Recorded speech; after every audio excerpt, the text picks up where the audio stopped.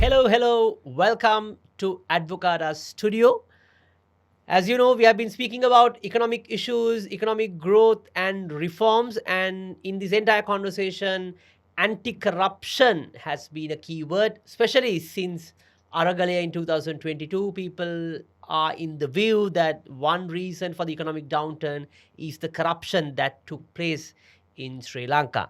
And there has been important developments since then, and one is in 2025 we have enacted the Proceeds of Crime Bill. And here with us today is Netmi Jinadasa, Senior Programs Officer from Transparency International. Netmi, welcome to Advocata Studio and thank you very much for joining us. Thank you so much for having me. Netmi, just to start the conversation, what is your evaluation on the scale and the nature of economic corruption, especially as Transparency International, as an organization who have been voicing out and even the main voice on this anti corruption drive? What is your perception on the economic corruption that has been evolving over the years? Just to kick off the conversation. Right. So, yes. So, in the recent past, we have seen, and it was evident from the country context as well, that the scale and the nature of the economic corruption has increased.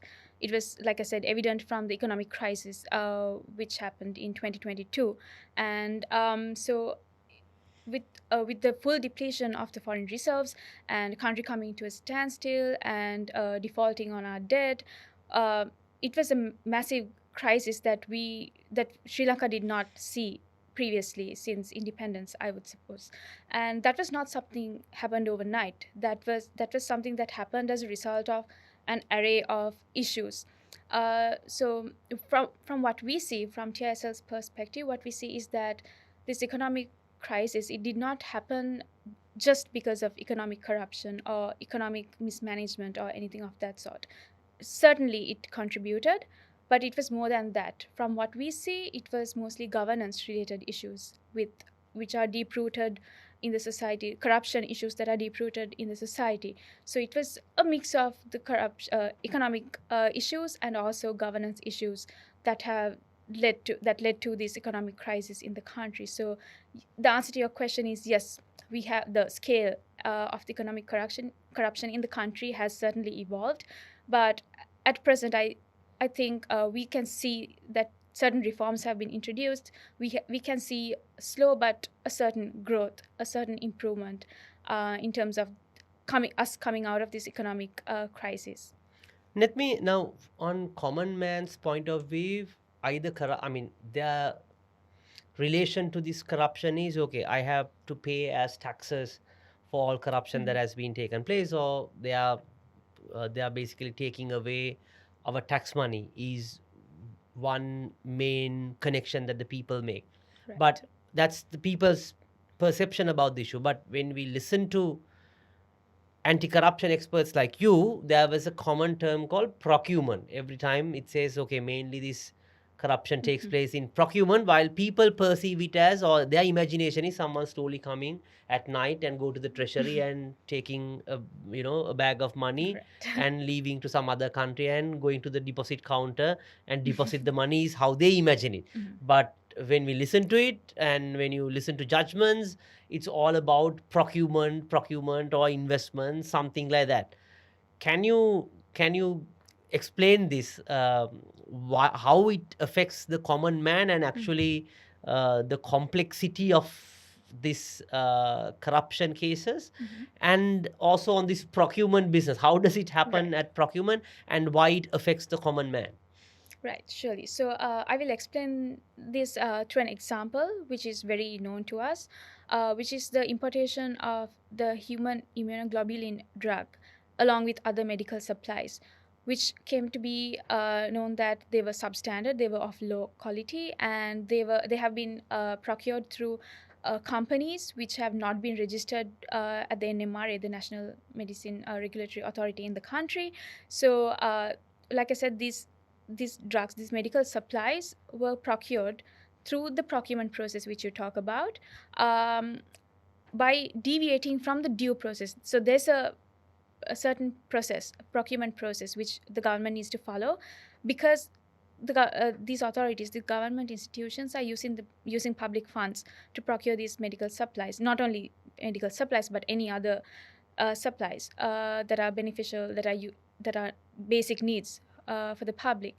So what happened in this case is this procurement was done by deviating from the due process, by the then cabinet and the then health authorities sort of bypassing and misusing their discretion and authorizing these substandard, low quality drugs to be imported, which impacted on the public health in so many ways, to the extent that people died.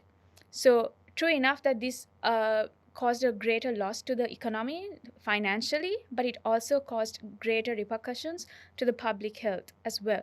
So it was through cases like this, especially this case, how people got a feel of how these high level authorities making decisions can actually directly impact their lives. So true enough, like you said, the word procurement, it's all very technical jargon which common man cannot really understand, but this is how these big words can actually impact our lives. So the Aragalya, the people uprising in 2022, there are also people actually spoke about, the slogan was bring our money back, uh, referring to the tax money they pay, and this money being misused and abused. So this is how it can get abused and misused, deviating from the due procurement processes and not following the proper protocol in terms of getting authorizations to import certain medical supplies or any other supplies for that matter. So things like that is how these corrupt activities can actually not only impact the economy but also the public lives. Got it. Now, on this entire world of anti-corruption conversation, there's a new bill in 2025 which government introduced called the Proceeds of Crime Bill. Yes, it's now passed, so it's the Proceeds of It's a Crime Crime Act. Act. Correct. So, what is it for common man, and can you give some details about it and why it is important for common person and what they should know about it? Right. So the Proceeds of Crime Act now, which was passed last month by the Parliament, it's essentially it's to recover stolen assets. It's to recover proceeds. It's to recover wealth that have been derived out of an unlawful activity which was committed. Right. So that's essentially it. But this is a very comprehensive law, and Sri Lanka has actually, I mean, we have under current laws, we have used these laws to sort of seize and confiscate property, but there was no comprehensive law on asset recovery. There was no stringent procedure laid down with authorities being mandated to carry out these exercises. There was nothing of that sort until this act came into place. So this was the conversation around asset recovery. This Proceeds of Crime law it all happened back in 2018, I suppose. That's when the conversation started, and there was in fact an international forum called the GIFA, Global Forum on Asset Recovery, where it was a conference hosted by the UK US governments along with the World Bank and the UNODC, and they invited 4 countries including Sri Lanka to discuss asset recovery cases, and Sri Lanka discussed 43 asset recovery cases there. So that's when the conversation started, and that was because we didn't have a comprehensive law to tackle with these issues in-house in our country. Right. So that's when the conversation started, and throughout the years a special task force was established to draft a framework for this. That was somehow it didn't actually come into light though. And again in 2022, the then Minister of Justice established a drafting committee to sit and actually draft a proper comprehensive law on asset recovery, sorry. And this Proceeds of Crime Act that we see now today is the fruit of it. So this process started in 2022, and now we see the Proceeds of Crime Act, and it just passed, like I said, last month. So Yeah. we will have to give some time to see how the implementation works, but I will delve into certain key features of it Sure. And this later on. asset recovery covers, we'll go to the details of the bill. Uh, so this means that, I mean, on common man's language, they said, okay, some money being, parked in Dubai or some Yes. money in Uganda or wherever.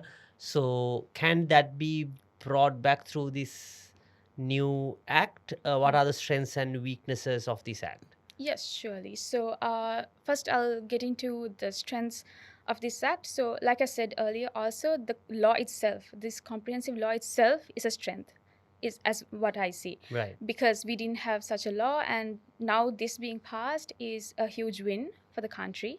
And also, so delving into the provisions of the law, so it establishes a new unit called the PCID, Proceeds of Crime Investigation Division, within the police. Right. It's a unit under the police. Right. So this PCID, and on the other hand, the CBOC, the Bribery Commission, are the two main authorities who will be exercising, um, basically basically enforcing this law. Right. So there will be investigation officers, there will be designated officers in both these units, and they are the ones who will be carrying out the investigation process. So and in addition to that, there is a new unit called the PCMA, the Proceeds of Crime Management Authority. Sole mandate of this PCMA is to protect, preserve, and manage the property that was recovered, the Right. proceeds of crime that were recovered. Right. So earlier on, like I said, there were investigations done and cases done, and property confiscated, which was suspected to be proceeds of crime under other laws.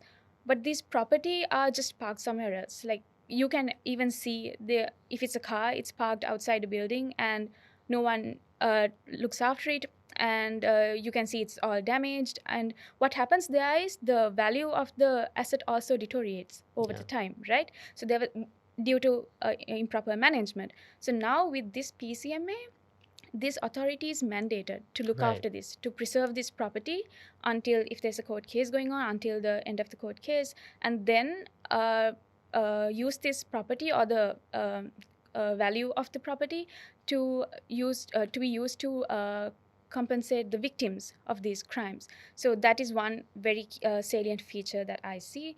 And also, this also has non-conviction based forfeiture as opposed to conviction based forfeiture. I understand this is very Yeah. legal Could you, jargon. yeah, Yes, could you I will. explain what is non-conviction Yes, of course. forfeiture and conviction forfeiture? Yes. So, conviction based forfeiture, as the name suggests, is it's once you get a conviction, once a perpetrator is convicted in the court, saying that, okay, this person had committed a crime, committed an unlawful activity. So that's a conviction. So after that, you can go after the property, which is the proceed of the unlawful activity he committed. So Right. that's conviction based forfeiture. Right. As opposed to that, non-conviction based forfeiture, where we go after the property. You don't need a conviction. You don't need a criminal conviction to go after the property, the proceeds of crime.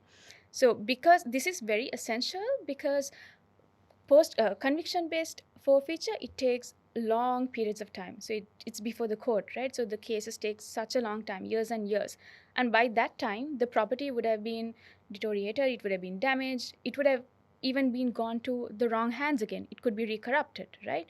So to sort of prevent that from happening, there's another option, which is non-conviction based forfeiture, where you can go after the property first and seize it or forfeit it. And then if there's a perpetrator identified, that person can be convicted. Right. Got it. And what are the weaknesses? Are there any weaknesses of this new act you see and in your analysis? So during when the law was at a bill stage, we actually, TISL and a couple other civil society organizations, also reviewed the bill. So from there also, what we saw was, in certain aspects, there was excessive wide discretion given to these investigation officers that I spoke about earlier, without very minimal or no oversight. And so that's a weakness that we saw during the bill stage, some of which have been rectified in the act as well. And apart from that, especially in terms of this Proceeds of Crime law, what we can see is during the drafting process, it was not consultative. So there was no public consultation done during the drafting process. Like I said earlier on, it's very essential in terms of policy making in the country. It's absolutely necessary that the relevant experts and CSOs and public are consulted in this drafting policy, because after all, these laws are for the people. Governments may come and go, but the laws will stay. So it needs to not cater a specific government or a specific person. It needs to cater to the public, right? So it's imperative that the public input is also taken into consideration when drafting this law. So which we didn't see at the early stages of this drafting process. But because from our initiative, from TSL's initiative, we actually requested the then Minister of Justice and the drafting committee to give us an opportunity to present our concerns and recommendations on this on the bill, which they very gladly welcomed. So, but that happened at a later stage in the drafting process. But had this been done earlier on, I think certain weaknesses, certain concerns that we saw later on could have been prevented or addressed. So, I think this is not sort of exclusive to Proceeds of Crime law, but this is something we see generally in Sri Lanka, how public consultation is not either welcome or it's not, they don't want to engage the public They in think this they know process. everything. Pretty much. Okay. And now on this Proceeds of Crime Act, now what is the difference between Anti-Corruption Act and this Proceeds of Crime Act? Because people may confuse, Mhm. because you have Anti-Money Laundering Act, you Right. have Proceeds of Crime Act, you have Anti-Corruption Act. You have so many things which Right. sounds the same, but it's different. Mhm. And what's the difference in that case? Right. So, so all these laws, like you said, the Anti-Corruption Act, the Proceeds of Crime Act, and Anti-Money Laundering Act, all these laws are within this anti-corruption landscape, right? So all of these laws complement each other. So before the Proceeds of Crime Act came into place, it was through the Anti-Money Laundering Act and the Financial Transaction Reporting Act. It was through these laws which certain assets were, certain property were seized and confiscated, and action were taken against, right? So, and when the Anti-Corruption Act came into place, it was through this act also, in terms of bribery and corruption related offenses, action were taken in. And now the Proceeds of Crime Act comes into play. Again, the CIABOC, which is established under the Anti-Corruption Act, has a major role to play under the Proceeds of Crime Act. So they all complement each other. So even the provisions, from what we see, the Proceeds of Crime Act complements very well with the Anti-Corruption Act. It even refers to the Anti-Corruption Act. So the CIABOC, I will take this for an example. So CIABOC, like I said, which is established under the Anti-Corruption Act, has its own duties and powers and responsibilities under that act. But now that it's also been taken into the Proceeds of Crime Act, they also have certain other responsibilities in terms of asset recovery through this law. But what they can do is, their mandate basically is to go after property that are suspected to be proceeds of crime, which have been derived out of an offense that were committed under the Anti-Corruption Act. So their mandate stays the same. It's the anti-corruption mandate. Whereas the PCID, the Proceeds of Crime Investigation Division, which is under the police, they have to investigate into these suspected proceeds of crime, which are not covered under the Anti-Corruption Act and the Proceeds of Crime Act. Oh no, the other question that a lot of people bring to the limelight is, now with this Proceeds of Crime Act, does it provide to recover assets which is overseas, and what is the process? Because I remember when I had a conversation with your colleague from TISL last time, she mentioned that, okay, it takes, as you now mentioned, it takes about Yes, 10-15 years. So was this piece missing for us to move to that asset recovery or Proceeds of Crime Act at the international scale? Or does it support, or what is the relevance of this act if someone is interested about money parked in Uganda or Right. in Dubai? Yes. So there was so it is through mutual legal assistance, MLAs as we call it. It is through these agreements that we can actually coordinate with other countries where we suspect that our proceeds, certain assets are parked in, right? So it's between government to government. So our government and the destination government should ideally come to a mutual agreement to assist each other in recovering these assets that we suspect to be parked in another country. So mutual legal assistance, actually, it had been in place for quite some time. There's a law called Mutual Assistance in Criminal Matters Act, which came into enforcement in 2002, if I'm not mistaken. So through this, it provides for mutual legal assistance, and it provides for international cooperation to identify and locate proceeds of crime, assets rather. I would not say proceeds of crime, assets, stolen assets, which are parked elsewhere, and also to engage in joint investigations to basically to assist each other. So just a quick intervention. So you mean that if we were to even to recover money or under the proceeds of crime, this piece of legislation is required to go on a bilateral basis to take it forward, to mention that okay, we have this piece of Correct. legislation and we need your support to recover it. Sort of, is it the way that it happens in a to common man's language? So Yes, this is that's required, exactly it. or without this wasn't there I mean, we really do not have a basis to even to approach the bilateral support.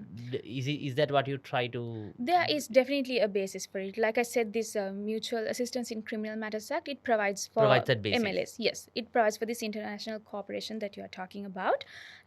But the key here is there, like I said, it's between two governments.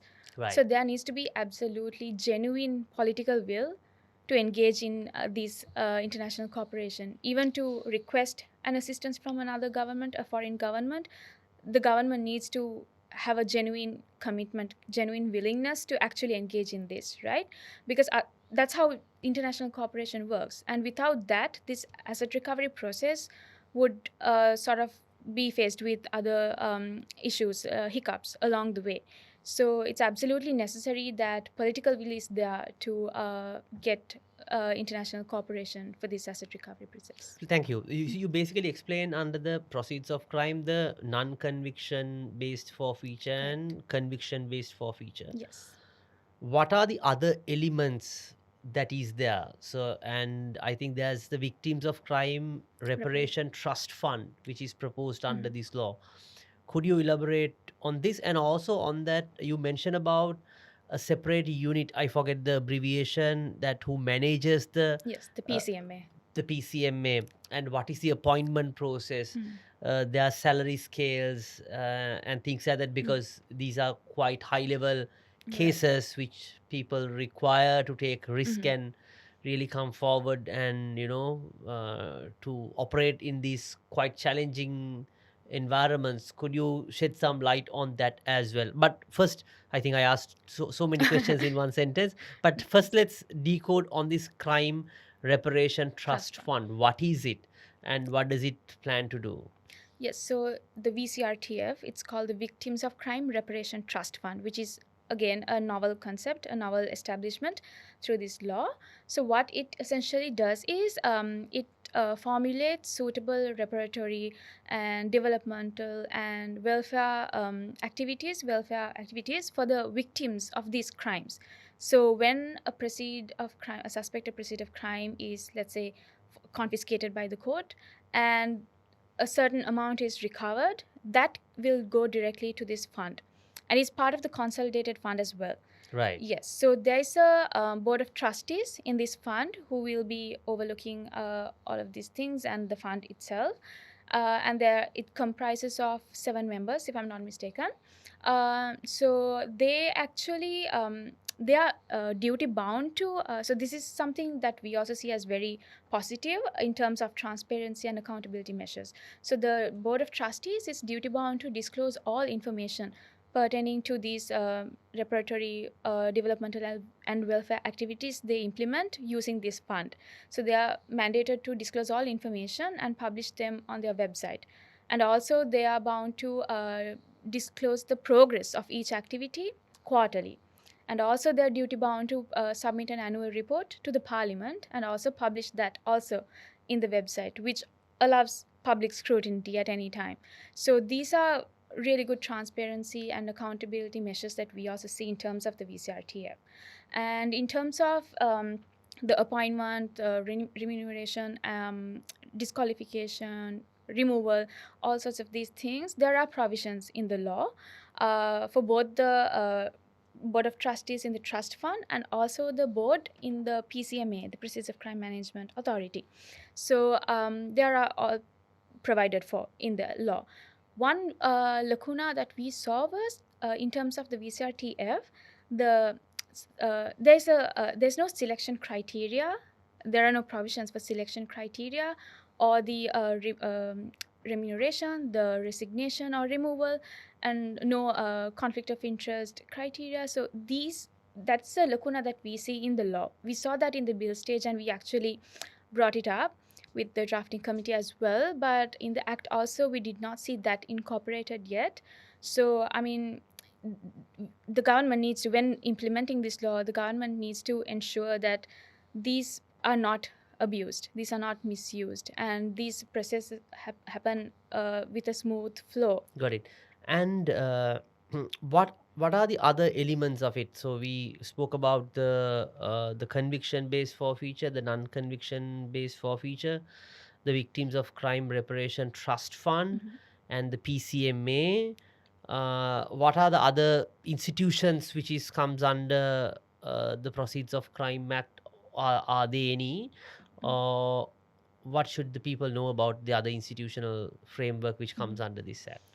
So essentially, like I said, it's the CIABOC and the PCID, Proceeds of Crime Investigation Division, which are the main two authorities that are mandated to implement this law.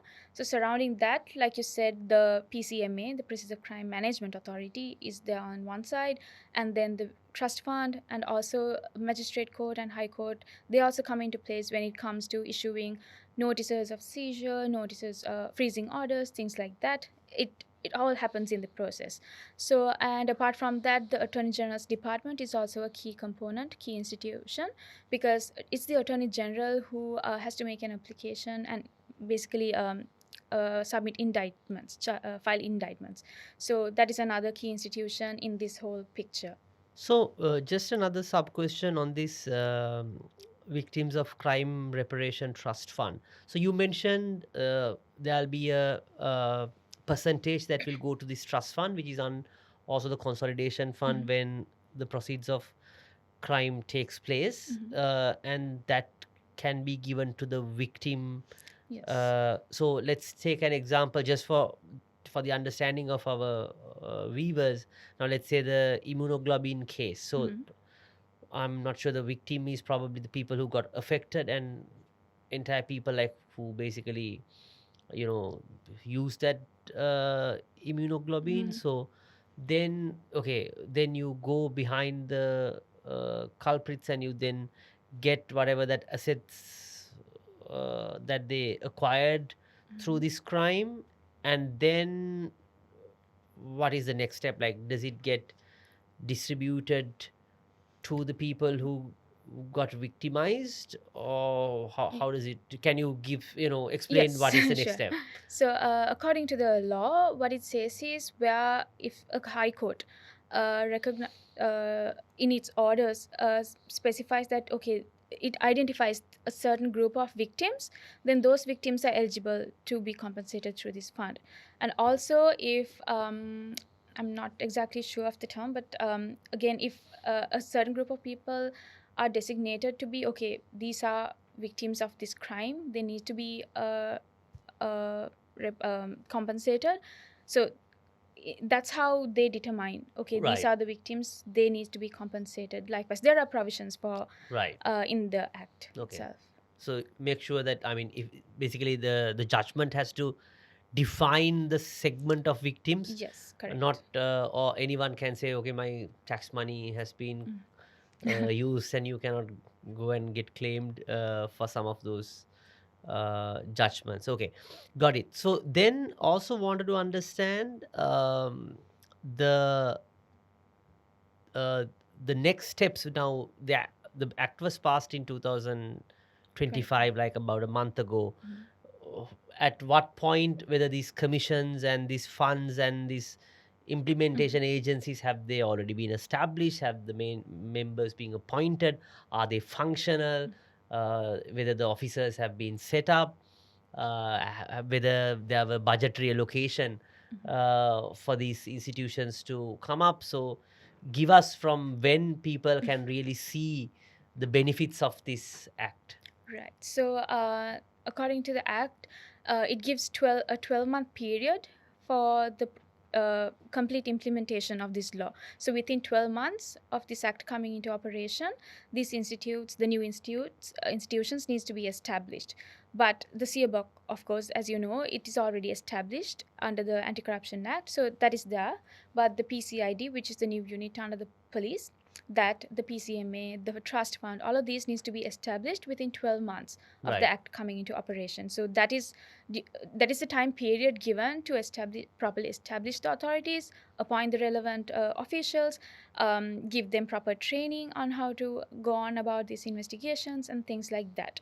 In terms of resources, like I said, it's after these institutions are established, and in the next budget, of course, they need to allocate funds for the smooth functioning of these institutions to give effect to this law. Got it.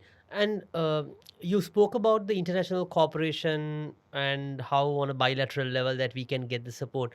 On this Proceeds of Crime Act, is it like, can we benchmark it with some international best practices, or do you see this type of legislation available in other parts of the world?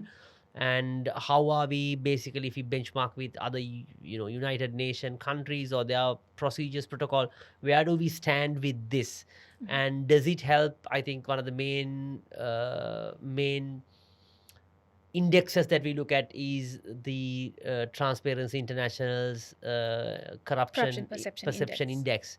These sorts of acts, does it help on the corruption perception index? Can you shed some light on international cooperation, corruption perception index, and where we stand on the best practices around the world? Right. So, corruption perception index, of course, it sheds a greater. It gives a greater understanding to even civil society actors and the government itself as to where we stand in terms of corruption, right? And in terms of the international cooperation which you spoke about, there are definitely many best practices. So there are asset recovery laws in so many countries, and there are success stories where stolen assets have been recovered through mutual international cooperation. So, for example, Peru, Nigeria, Philippines, these countries, there are success stories from these countries where they have retrieved billions of dollars worth of assets and money also, through this asset recovery process and through international cooperation. And Switzerland, of course, is known to be a country where so many stolen assets are parked in. So Famously, I think politicians said, like, Swiss banks exactly. yes, okay. Yes, exactly. So it's so from there, and also from Switzerland, I'm taking this as an example. So from Switzerland point of view as well, the Swiss government needs to come into mutual agreement with the origin country. What we call as origin country is where money has been stolen from. So let's take Philippines for an example. So the Philippine government and the Swiss government needs to come into a mutual agreement, and they would have certain conditions as to how they would go on about this. There are certain cases where the destination country, in my example, Switzerland, I'm taking this as an example, like I said. So they would, sort of put a condition in their agreement saying, okay, we need this many portion for our purpose. So they would not recover 100% of the stolen assets back to the origin country, but they would keep a portion of it as well. So conditions like this can be there in the agreement between the two governments. So that can happen as well. So the answer to your question is yes, there are many success stories. So I mean, it's actually very inspiring, and these cases are something that we also can learn from, and we can sort of use to better improve our laws and better improve the implementation of our law. Got it. Did we miss any important components of this proceeds of crime bill. You spoke about the non-conviction for future, conviction for future, and the crime reparation trust fund, and the other institutes with Siobok, and the other institutional structure comes under police. Yes. Are there any important features are we missing which the public should know? That's pretty much it. I think we pretty much covered the essential, very salient features in the process of crime law. And one thing I would like to sort of reiterate is the political will Mhm. to implement this law. Because without that, like I said, you can't ensure that this asset recovery process is smooth going. And like I said, it takes years and years. Even in international asset recovery examples, it takes years and years, over 10 years in fact, to complete one case, one asset recovery case. So from our perspective, from our Sri Lankan context, given the circumstances as well, there needs to be a very genuine and a greater political will to push for this law, push for the relevant authorities, relevant institutions which are mandated to carry out certain functions, to do their job, and make sure the government from their end should ensure that these institutions are properly funded, they are properly resourced, and they are capable of carrying out their functions. And for that, you can make sure that the officials are well trained. So my key point here is the political will to push for this law and make sure that it's implemented properly and effectively. Netmi, so you have been explaining about this important bill.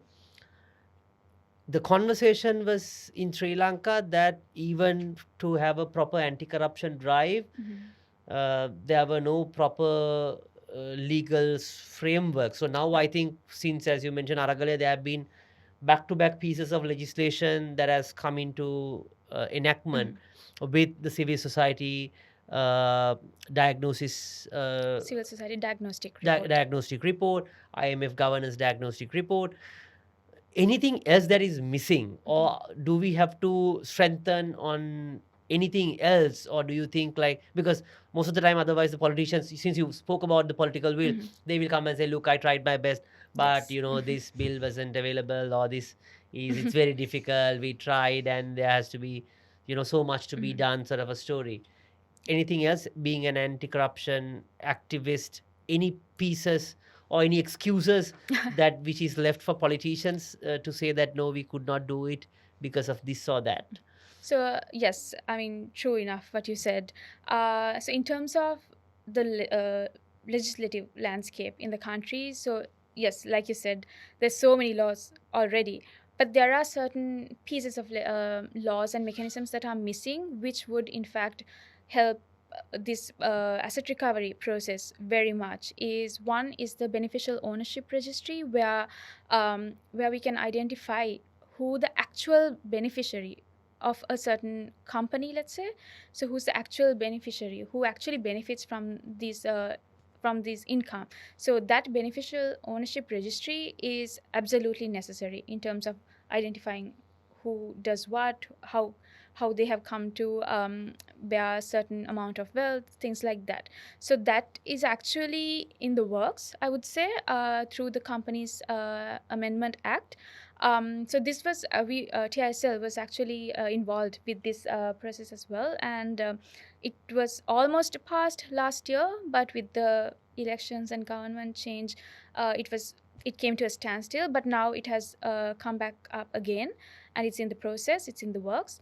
And then also the conflict of interest registry, where we can identify if there are any conflicts between, let's say, within public officials, the politicians and bureaucrats, whether there are any conflicts of interest, which can be heavily useful for these investigations under the Process of Crime Act. And also the asset declaration system. I mean, it's in place through the Anti-Corruption Act. The Bribery Commission is mandated to look after it, maintain it. But a key note to make here is that it's not completely publicly available. There are certain restrictions. So if it was open and accessible to the public, which can be scrutinized by the public. So that will also be very useful for the effective implementation of not only the Proceeds of Crime Act but also anti-corruption landscape as a whole.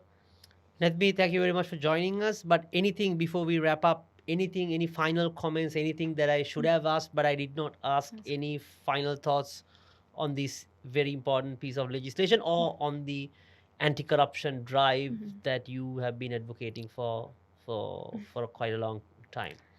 Just to say that in terms of the public, I mean, the mere request we can make from the public is to exercise their civic duty to report, to complain if they come about any offenses, like any small unlawful activity like a bribe, a corruption, any other corruption offenses. If they come to know about it, if they experience it firsthand, the first thing and the only thing they can easily do is complain. You can approach the bribery commission, which is already established, and you can make a complaint to it. You can even make anonymous complaints. The public can do that. They can request their identity to not be disclosed if there's a concern or if there's a fear. So what we can, from TISL, what we can request the public is to be aware of these laws, be aware of these procedures, and also engage with the government and basically exercise their civic duty to report on these corrupt activities and help contribute to this anti-corruption drive. Thank you very much, Netmi, for joining us at Advocata Studio. And thank you for our viewers for watching us. And of course, you got a proper briefing from the experts on this Proceeds of Crime Act, which is a very, very important piece of legislation, which will be coming to act in the next 12 months, hopefully. Yes. And Netmi is the Senior Programs Officer at Transparency International, and TISL have been in the forefront on voicing out against anti-corruption and for so many other cases that has been in action in Sri Lanka. So thank you, Netmi, and the Thank you for TISL having team us. for joining us. You can find us in Sinhala, English, and Tamil in all three languages. We are available in English as Advocata Institute, Advocata Plus in Sinhala, and as Advocata Kural in Tamil. And we are available on all platforms: Instagram, Facebook, LinkedIn, TikTok, WhatsApp. Whatever social media platform you should be able to find us. Thank you very much. We'll reach you with another episode, not only on anti-corruption but also on the new economic updates. Stay tuned with Advocata Institute, Advocata Plus, and Advocata Kural.